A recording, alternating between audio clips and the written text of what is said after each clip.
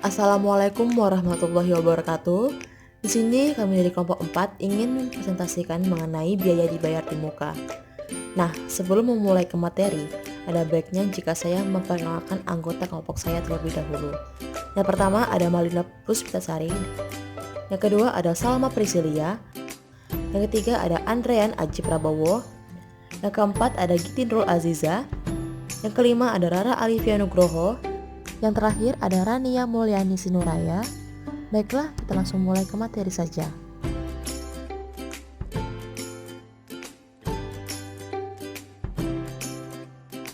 Biaya dibayar di muka. Pengertian biaya dibayar di muka. Biaya dibayar di muka adalah pos-pos atau items yang pada awalnya dicatat sebagai harta, tetapi diharapkan menjadi biaya di kemudian hari setelah melampaui kegiatan normal perusahaan. Biaya dibayar di muka biasanya dikelompokkan ke dalam aset lancar. Beban dibayar di muka ini dapat berupa beban dibayar di muka atas asuransi, sewa, dan pajak. Untuk akuntansi komersial, pencatatan beban dibayar di muka dapat dilakukan dengan dua pendekatan, yaitu pendekatan neraca dan pendekatan laba rugi. Berikutnya, ada jenis-jenis biaya dibayar di muka. Yang pertama, biaya sewa dibayar di muka atau prepaid rent seperti biaya sewa gedung kantor dibayar di muka dan biaya sewa kendaraan dibayar di muka. Yang kedua, ada biaya asuransi dibayar di muka atau prepaid insurance. Yang ketiga, ada biaya gaji dibayar di muka atau prepaid salaries. Yang keempat, biaya bunga dibayar di muka atau prepaid interest. Yang kelima, ada pajak penghasilan dibayar di muka meliputi PPh pasal 21, pasal 22, pasal 23, pasal 24, dan pasal 25. Yang keenam dan terakhir, pajak pertambahan nilai atau PPN dibayar di muka.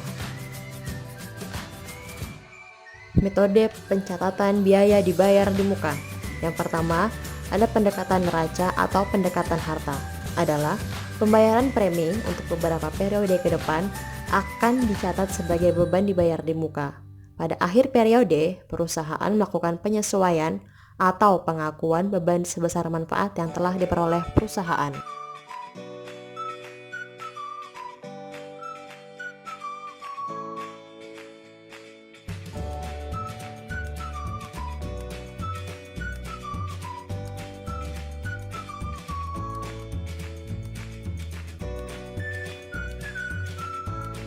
Yang kedua, ada pendekatan laba rugi atau pendekatan beban. Adalah pembayaran beban untuk beberapa periode ke depan akan langsung dicatat sebagai beban, bukan beban dibayar di muka.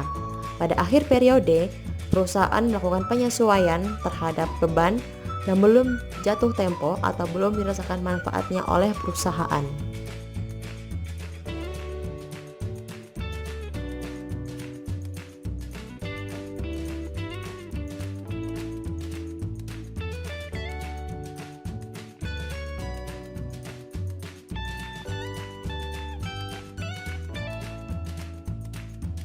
Tujuan pemeriksaan biaya dibayar di muka dan pajak dibayar di muka. Yang pertama, untuk memeriksa apakah terdapat internal kontrol yang cukup baik atas biaya dan pajak dibayar di muka. Yang kedua, untuk memeriksa apakah biaya yang mempunyai kegunaan untuk tahun berikutnya sudah dicatat sebagai biaya dibayar di muka. Ketiga, untuk memeriksa apakah biaya dibayar di muka yang mempunyai kegunaan untuk tahun berjalan telah dibebankan atau dicatat sebagai biaya tahun berjalan. Keempat, biaya bunga dibayar di muka untuk memeriksa apakah pajak dibayar di muka didukung oleh bukti setoran atau pemungutan pajak yang sah dan lengkap sehingga bisa diperhitungkan sebagai kredit pajak pada akhir periode atau prepaid interest. Yang kelima, untuk memeriksa apakah penyajian biaya dan pajak dibayar di muka dalam laporan keuangan sudah sesuai dengan prinsip akuntansi yang berlaku umum di Indonesia atau PAI Budi atau PSAK. Asuransi dibayar di muka.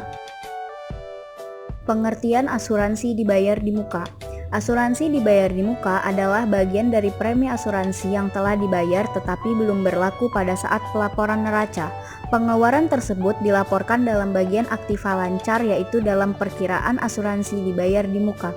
Jika sejumlah asuransi telah berlaku, maka biaya tersebut dipindahkan dari perkiraan aktiva asuransi dibayar di muka ke perkiraan beban asuransi. Pencatatan tersebut dilakukan pada setiap akhir periode akuntansi melalui ayat jurnal penyesuaian. Asuransi dibayar di muka tidak dikenakan PPN maupun pajak penghasilan. Contoh kasus asuransi dibayar di muka. Pada tanggal 1 November 2016, PT Yon membayarkan premi asuransi kendaraan milik perusahaan sebesar Rp1.200.000 untuk periode asuransi jangka waktu 1 tahun.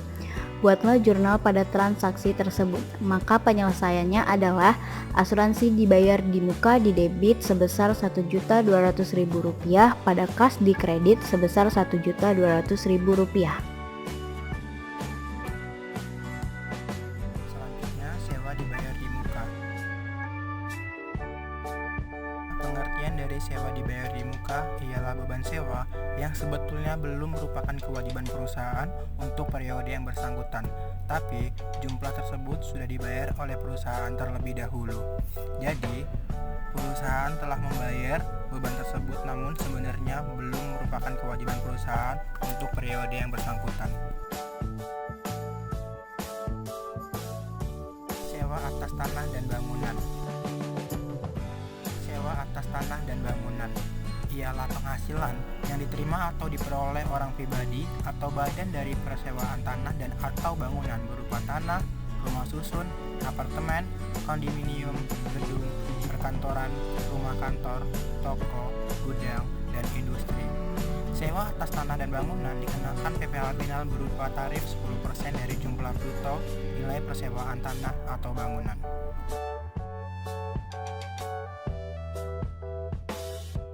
Selanjutnya, sewa atas kendaraan angkutan darat. Yang pertama, sewa kendaraan angkutan umum berupa bus, minibus, atau taksi yang disewa atau dicarter untuk jangka waktu tertentu seperti secara harian, mingguan, maupun bulanan berdasarkan suatu perjanjian tertulis atau tidak tertulis antara pemilik kendaraan angkutan umum dengan wajib pajak atau WP, badan atau WPOP yang ditunjuk sebagai pemotong PPh 23. Yang kedua, sewa kendaraan milik perusahaan persewaan mobil, perusahaan bus wisata yang bukan merupakan kendaraan angkutan umum yang disewa atau dicarter untuk jangka waktu tertentu seperti harian, mingguan, maupun bulanan berdasarkan suatu perjanjian tertulis atau tidak tertulis kepada WP badan atau WPOP yang ditunjuk sebagai pemotong PPh 23.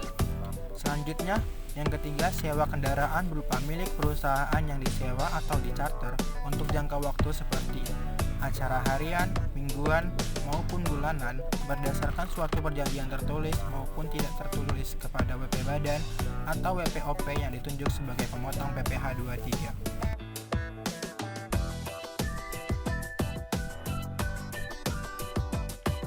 Yang ketiga ada sewa atas aset tetap lainnya. Sewa atas aset tetap lainnya adalah penghasilan sewa dan penghasilan lain sehubungan dengan penggunaan harta, selain kendaraan angkutan darat, untuk jangka waktu tertentu berdasarkan kontrak atau perjanjian tertulis maupun tidak tertulis, kecuali sewa dan penghasilan lain yang sehubungan dengan persewaan tanah atau bangunan yang telah dikenakan PPh yang bersifat final dipotong PPh pasal 23 sebesar 15% dari perkiraan penghasilan neto oleh pihak yang wajib membayar. Adapun besaran perkiraan penghasilan netonya adalah sebesar 30% dari jumlah bruto tidak termasuk PPN. Selanjutnya, contoh kasus dari sewa dibayar di muka. PT A menyewa mesin dari PT B dengan kontrak 1 Januari 2015 sampai 31 Desember 2016. Sama aja PT A menyewa mesin selama 2 tahun dengan besar 2 juta per bulan. Biaya sewa PT A ini dimasukkan ke dalam invoice selama 3 bulan sekali beserta dengan PPN-nya, dan PT A membayar pada tanggal 15 di bulan berikutnya. Nah, untuk penjurnalannya pada saat dicatat ke dalam invoice, yaitu di sisi debit ada sewa dibayar di muka sebesar 6 juta dan PPN masukan sebesar 600.000. PPN masukan ini 10% dari 6 juta rupiah. Dan di sisi kredit ada utang sewa mesin sebesar 6.600.000.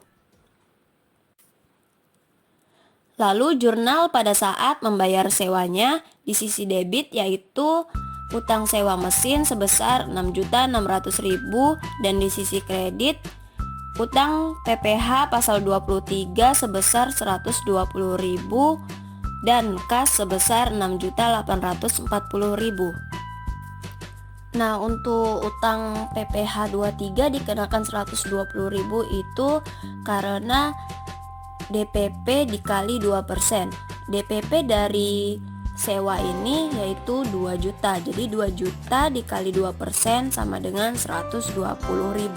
Untuk jurnal pengakuan di setiap bulannya, di bagian debit ada beban sewa mesin sebesar 2 juta dan di sisi kredit ada sewa dibayar di muka sebesar 2 juta.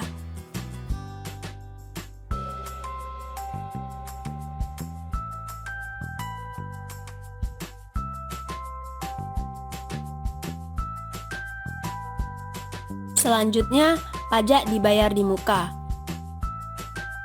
Yang termasuk ke dalam pajak dibayar di muka yaitu pajak penghasilan. Nah, ada 4 pajak penghasilan yang termasuk ke dalam pajak dibayar di muka, yaitu yang pertama, pajak penghasilan pasal 22. Yang kedua, pajak penghasilan pasal 23.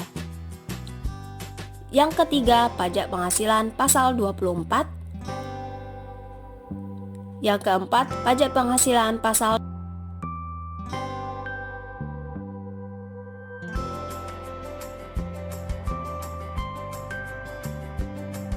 Pajak penghasilan pasal 22 ini merupakan pajak yang dipungut oleh bendaharawan pemerintah, baik pemerintah pusat maupun pemerintah daerah, instansi atau lembaga pemerintah, dan lembaga-lembaga negara lain yang berkenaan dengan pembayaran atas penyerahan barang. Badan-badan tertentu, baik badan pemerintah maupun swasta, berkenaan dengan kegiatan di bidang impor atau kegiatan usaha di bidang lain. Selanjutnya, Badan Pemungut Pajak Penghasilan pasal 22.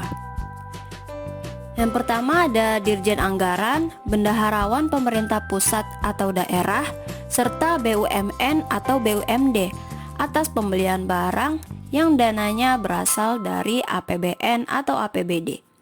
Lalu, Bank Indonesia, Perum Bulog, PT Telkom, PT PLN, PT Garuda Indonesia, PT Indosat, PT Pertamina, dan bank-bank BUMN atas pembelian barang yang dananya itu berasal dari APBN atau APBD ataupun non-APBN atau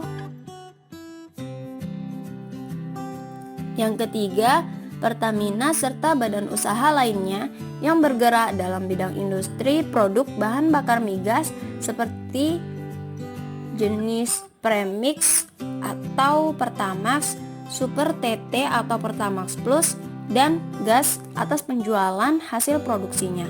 Yang keempat, DJBC dan Bank Devisa atas impor barang dan ekspor barang. Yang kelima, industri tertentu yang terdiri atas industri semen, industri baja, industri otomotif, industri kertas, dan industri rokok yang dituju oleh Kepala KPP atas penjualan hasil produksi dalam negeri. Yang terakhir, industri dan eksportir yang bergerak dalam sektor perhutanan, perkebunan, pertanian, dan perikanan yang ditunjuk oleh DJP atas pembelian bahan-bahan dari pedagang pengumpul untuk keperluan diolah ataupun diekspor. Pajak penghasilan PPh pasal 23. Pajak penghasilan 23 meliputi 1. Dividen, bunga, royalti, hadiah, sewa, imbalan jasa, Dividen yang kena pajak adalah dividen yang diterima oleh orang pribadi, yayasan, CV, firma, dan kongsi yang dikenakan tarif sebesar 15% dari penghasilan bruto. Dividen yang dikecualikan adalah dividen yang diterima PT sebagai WP dalam negeri, koperasi, dan BUMN atau BUMD dari penyertaan modal pada badan usaha yang didirikan dan bertempat berkedudukan di Indonesia, kecuali dividen yang dibagikan berasal dari cadangan saldo laba dan kepemilikan 25% atau lebih dari jumlah modal yang disetor. Lalu selanjutnya ada bunga. Bunga yang dikenakan pajak adalah bunga dan imbalan lainnya, baik premium maupun diskonto, yang merupakan bunga antar pinjaman dari WP Badan ke WP Badan, dari WP Badan ke WPOP, atau sebaliknya, serta bunga obligasi yang tidak dijual di bursa efek. Tarif PPh 23 ada 15% dari penghasilan bruto. Selanjutnya ada royalti. Royalti berupa satu hak atas harta tidak berwujud. Kedua ada hak atas harta berwujud. Yang ketiga adalah informasi. Tarif untuk royalti sebesar 15% dari penghasilan bruto dan pajak dibayar di muka tersebut dapat menjadi kredit pajak bagi pihak penerima royalti. Lalu selanjutnya ada hadiah. Tarif PPh 23 atas hadiah sebesar 15% dari nilai hadiah berdasarkan KEP 39 PJ 2001 yang bukan objek pajak untuk hadiah adalah 1. Diberikan kepada semua pembeli konsumen akhir tanpa diundi. Kedua, hadiah diterima langsung oleh konsumen akhir pada saat pembelian barang atau jasa. Lalu selanjutnya ada sewa. Sewa kendaraan angkutan darat dan sewa atas aset tetap lainnya. Tarif sebesar 2%. Selanjutnya ada imbalan jasa. Jenis jasa lain yang dikenakan PPh pasal 23 ini dikenakan tarif sebesar 2% dikali jumlah bruto. Itu sesuai peraturan Menteri Keuangan nomor 141 PMK 03 2015.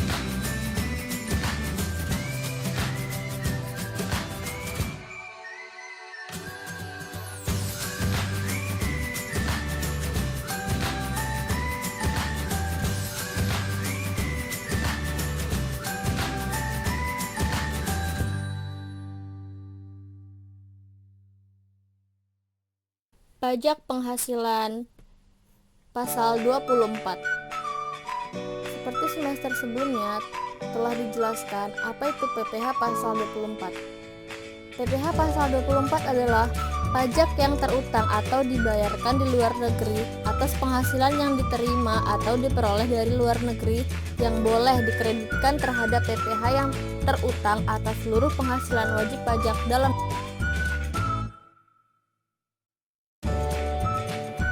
ketentuan penggabungan atas penghasilan. Yang pertama, dilakukan dalam tahun pajak yang diperolehnya penghasilan tersebut. Maksudnya di sini adalah tahun pajak yang diterimanya atau diperolehnya penghasilan yang bersumber dari penghasilan di luar negeri. Yang kedua, untuk penghasilan selain dari usaha dilakukan dalam tahun pajak diterimanya penghasilan tersebut. Ini juga pada tahun pajak yang diterimanya atau diperolehnya dari penghasilan yang bersumber di luar negeri. Yang ketiga, penghasilan berupa dividen dilakukan dalam tahun pajak pada saat perolehan dividen tersebut.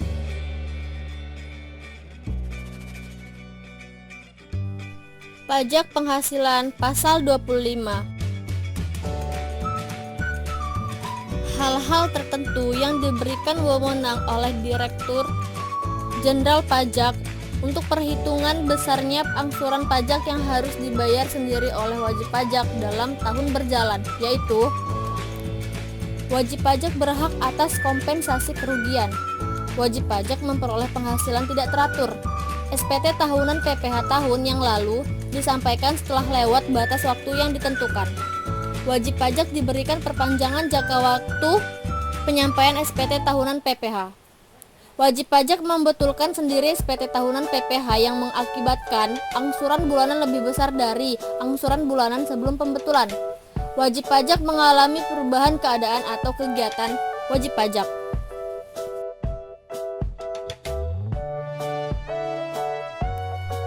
Berdasarkan Peraturan Menteri Keuangan Nomor 208/PMK 03/2009 yang menetapkan penghitungan besarnya angsuran PPh dalam tahun pajak berjalan yang harus dibayar sendiri oleh: pertama, wajib pajak baru. Wajib pajak baru adalah WPOP atau wajib pajak badan yang baru pertama kali memperoleh penghasilan dari usaha atau pekerjaan bebas dalam tahun pajak yang berjalan. Yang kedua, wajib pajak yang bergerak dalam bidang perbankan, sewa dengan hak opsi, wajib pajak BUMN dan BUMD, wajib pajak OP pengusaha tertentu. Dan yang terakhir adalah besarnya angsuran PPh 25 untuk WPOP pengusaha tertentu ditetapkan sebesar 0,75% dari peredaran bruto setiap bulan.